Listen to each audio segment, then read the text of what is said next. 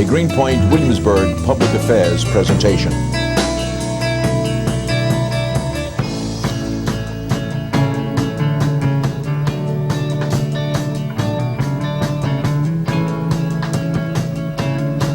This is Neighborhoods Today.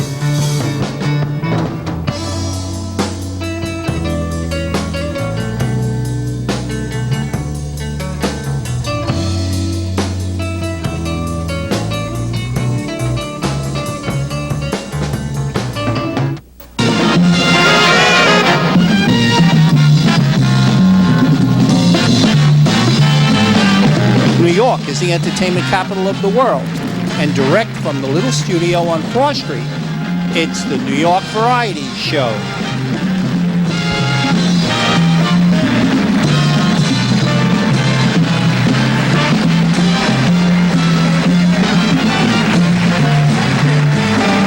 And now, look sharp. Here's the dear boy himself, Nick CIRILLO. Thank you. Thank you very much. You're too kind. You're too kind. Thank you. As we do, we start off every New York Variety Show with some bad jokes. So we're going to start with some more bad jokes. First bad joke is, how do you fix a broken tomato?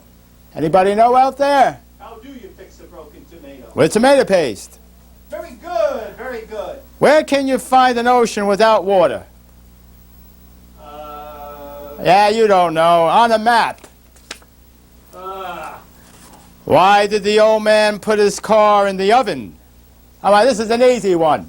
To get baked. Nah, get a hot rod. Why did the house go to the doctor? Why did he?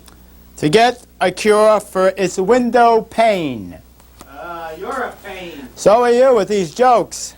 I beg your pardon. What is the best way to carve wood? What is the best way? Whittle by whittle. How about a knife? Yeah. How about we use one on your throat? Usually on your brain. Where do tough chickens come from? A tough neighborhood. Nah, hard-boiled egg. Why couldn't the leopard escape from the zoo? Come on. Didn't have the right tools? Nah, he was always spotted. Oh, really good. Good. Why do elephants have trunks? Why do they? Because they don't have pockets to put things in. It's another one of these sick ones. What did the wicked chicken lay? A wicked egg. No, devil egg. Oh, you almost got that one. Why did the pig want to become an actor? To be a hog. No. On the screen. He was a big ham. Like you. Oh, like me? I should have seen you years ago. Everyone has a photographic memory. Some just don't have the film. That's true. I know somebody right now who is in that category. Why did the book... Oh, okay, but don't interfere with the host now. I got my rigmarole here to do. Why did the book join the police? Why? So he could work undercover. Very good. Yeah, you like that one, huh? How does a gingerbread man make his bed? With breadcrumbs. Nah, with a cookie sheets. With a cookie sheet. And the final sick joke of the evening, or the afternoon, or whatever. Why did the hamburger name its daughter? The Hamburglar. No, a patty. Well, enough of the jokes. Well, I hope you enjoyed those crummy jokes that our producer so graciously provided us with. Yeah, why don't you try doing some of them yourself then if you think the producer isn't doing such a good job? Oh, that's okay. We are dusting off more vintage treasures of days gone by, if you would believe it. In this episode, we will continue to look back to the year 1969, when these programs were produced. So now sit back and enjoy the New York Variety Show, brought to you in glorious black and white.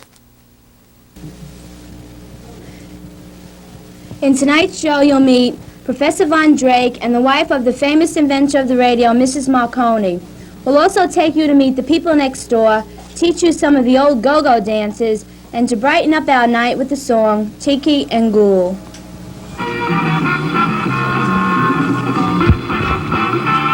New York is the entertainment capital of the world, and from the little studio on Frost Street, it's the New York Variety Show.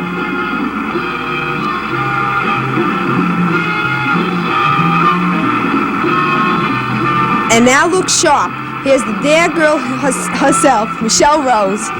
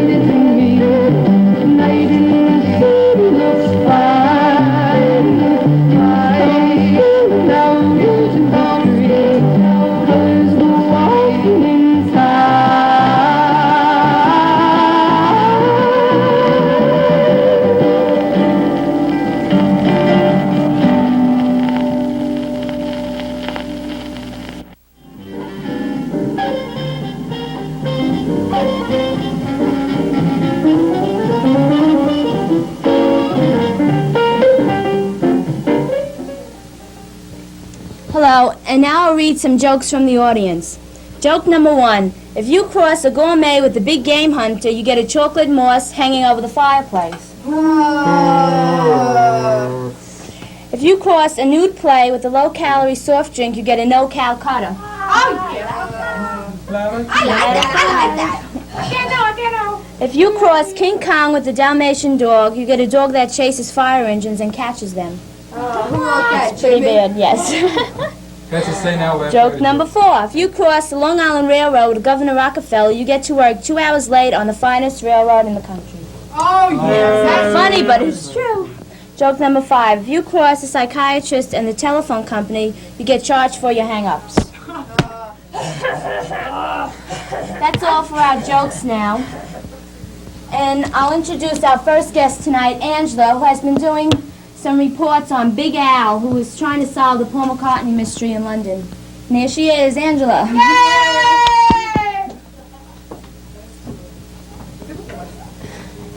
Hi. Well, I'll start reading a few of the reports that I gathered together. Big Al is chock full of information today.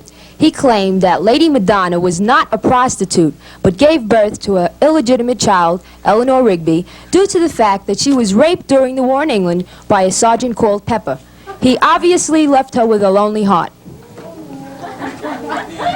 they were better than the first joke. Now a member of London's nudist camp, Big Al was asked how to fix a hole where the rain comes in. Al replied, "Come together." Big Al does it again. Big Al was charged and arrested today due to the possession of Gideon's Bible. All Big Al had to say in defense for himself was, "Every trick in the book, every trick in the book." Standing barefoot on his bundle of clues, Big Al's image is captured by London's Museum of Art. This valuable painting is entitled "Fool on a Hill." Big Al up to now was successfully operating a chain of flower shops in London. He is now threatened by heavy competition from the Red Carnations Association of Florists, who have stated today to the public of London that 3 out of 4 use our product. That's all for now. Thank you, Angela, for those little reports. And we'll be right back. How'd it go, Michelle?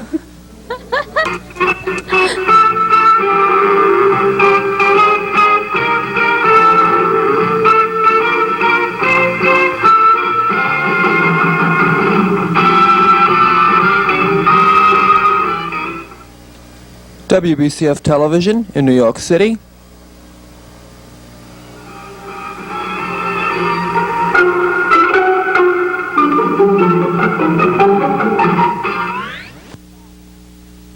Now we have Tiki singing "The Look of Love."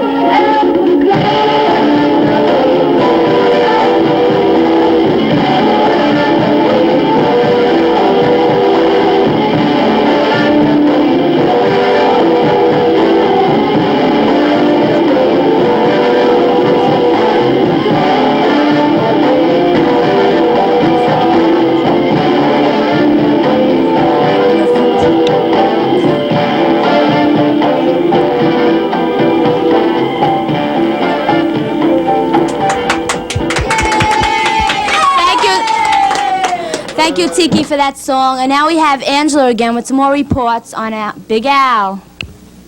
Thank you. Another tragedy for Big Al. While picking strawberries in the field, he was accidentally buried. Big Al, wearing his London Keds, was tracking down another clue on the Paul McCartney mystery. And as he raced down the block with his fingerprint kit and voice pattern machine, he stumbled over 4 men crossing Abbey Road. With a little help from his friends, Al was back on his feet again, but cursed the blue jaywalkers for blocking the path of discovery for him. Attaboy, Al! Big Al, now in his 15th week over in London, sadly was reported to have gotten into a demolishing car accident today. He apparently ran over a walrus. Big Al's vehicle was totally destroyed, but our indestructible man Al survived without a scratch due to the fact that his impersonator happened to be driving the car that day. Attaboy, Al. Today is your birthday, cried America to Big Al, still stationed in London. As a little gift for our ever-searching man, we sent out a utility belt composed of an anti-decapitulated head, a pair of unremovable shoes, a red facial paint eradicator, an indestructible Volkswagen, a yellow submarine for underground investigations, and a pair of New York Variety tickets for Big Al and his impersonator. London officials tragically reported today that since Big Al made his trek to their land, a serious shift in the balance of world trade resulted, since more United States stupidity has been exported than imported. Thank you. Hello and welcome back. And now we'll take you to the home of Mrs. Marconi, the wife of the man who invented the radio. Hello, Mrs. Marconi, and how are you today? Oh, I'm just fine, honey, and I'm so glad you could join me today. Oh. Mrs. Marconi, tell me, how does it feel to be married to the man who just invented the radio? Oh, it has its good and its bad points. Well, for one thing, I could listen to Cousin Brucey at night. He's a soul. By the way, Mrs. Marconi, where is your husband? He's in the lab trying to make a new type of radio that runs on batteries. You see, the one he made runs on electric, and we don't have any electricity in our house. Well, much luck to him. But Mrs. Marconi, what is that you have been preparing during our interview? Oh, honey, didn't you know that I was one of the greatest cooks in the world, and this dish I made very famous? It's macaroni! Thank you, Mrs. Marconi, and we'll be right back.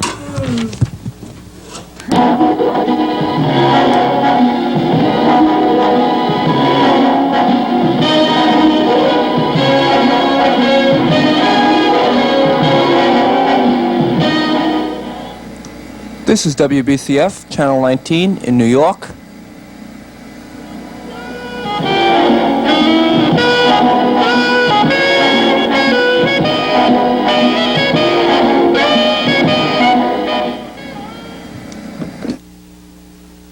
We'll take you to the kids' uptown. Oh, go-go's! Oh, baby, come on.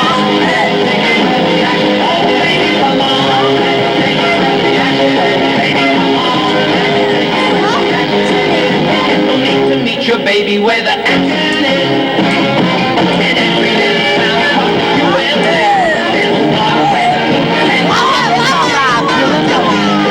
we better get away. Come on down and listen to the guitar play. Dance, dance when you hear that beat. Dance, dance, dance, get up off your feet.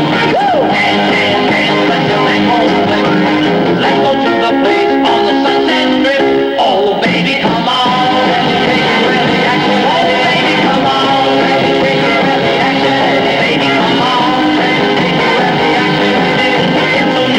Your baby where the action is.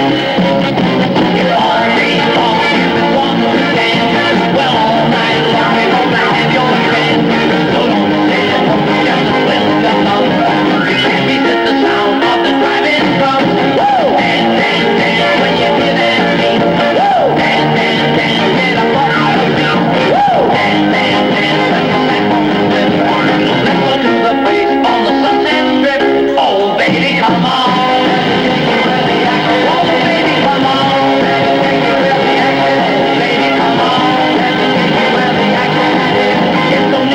Your baby where the action is. Oh baby, come on. Baby, come on. Baby, come on. It's so neat to meet your baby where the action is. Oh baby, come on. Baby, come on. Baby, come on. It's so neat to meet your baby where the action is. Oh baby, come on. And now for some more reports on Big Al, we have Angela and Roxanne. Big Al firmly deny the theory that Paul was buried on a small strip of land in some remote section of the country due solely to the fact that no man is an island. Trying to get the core of an answer to the Paul McCartney mystery, Big Al decided to discuss this problem with Ringo Starr during an arranged meeting. When Big Al phoned Ringo to determine what convenient time he would be able to have a conference, Ringo replied, "When I'm 64. Attaboy, Ringo! A clue to some hidden meaning was found on Big Al's voice pattern machine last night, for beneath this priceless piece of equipment was a small sign reading, "I'd love to turn you on." Big Al, in his 32nd year over in London, decided today to pick up a newspaper to find out what was really happening. Upon reading the headline story, he became informed of his death. Attaboy, Al!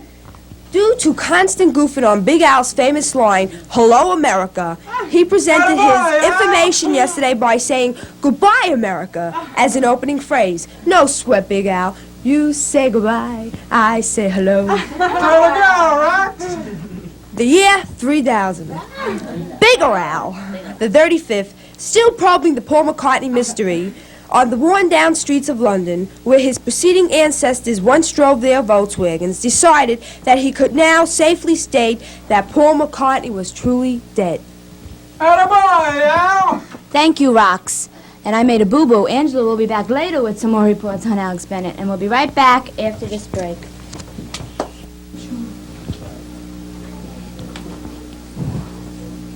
Hello and welcome back. I hope you're enjoying our show tonight. And now we have Ghoul of the Cool Ghouls without her better half, her other cheek, singing Baby It's You.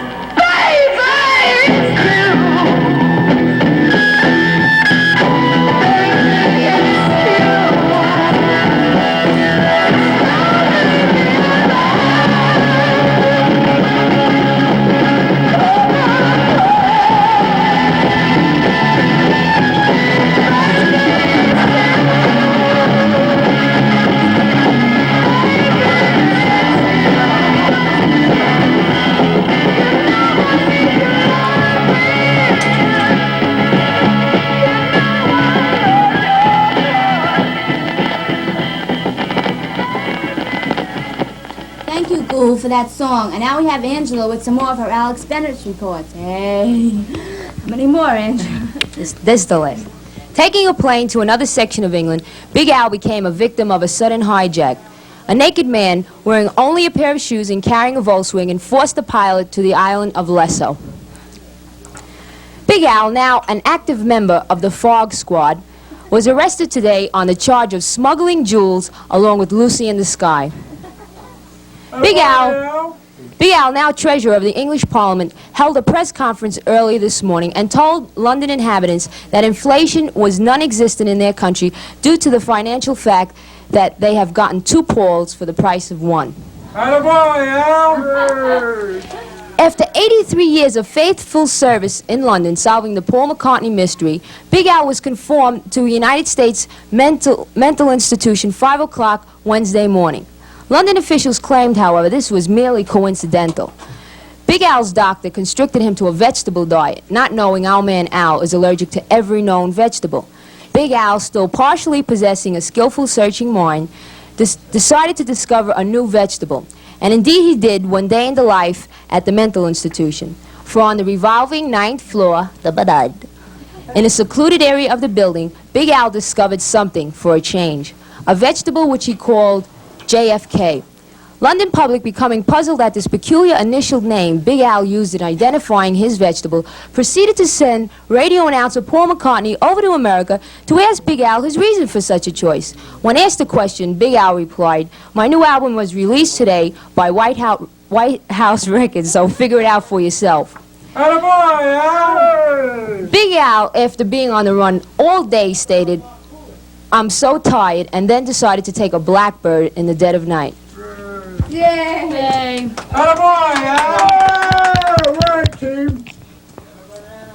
I hope you enjoyed our show tonight. I'd like to thank our guests, Tiki, Angela, Rox, all of our go-go dancers, and of course Jimmy, Professor Von Drake, Mrs. Marconi, and Gould. And as Big Al would say, goodbye, America.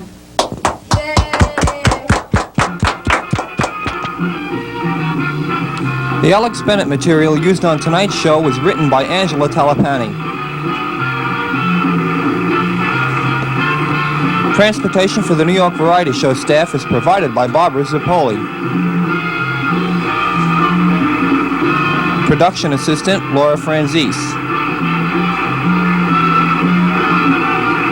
The New York Variety Show is a Group WBCF television presentation.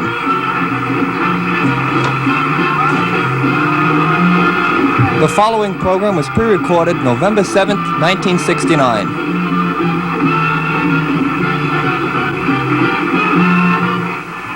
Well, that's it for this edition. I sure hope you enjoyed the show. For Neighborhoods Today presents the New York Variety Show, I'm Nick Cirillo. Thank you for watching.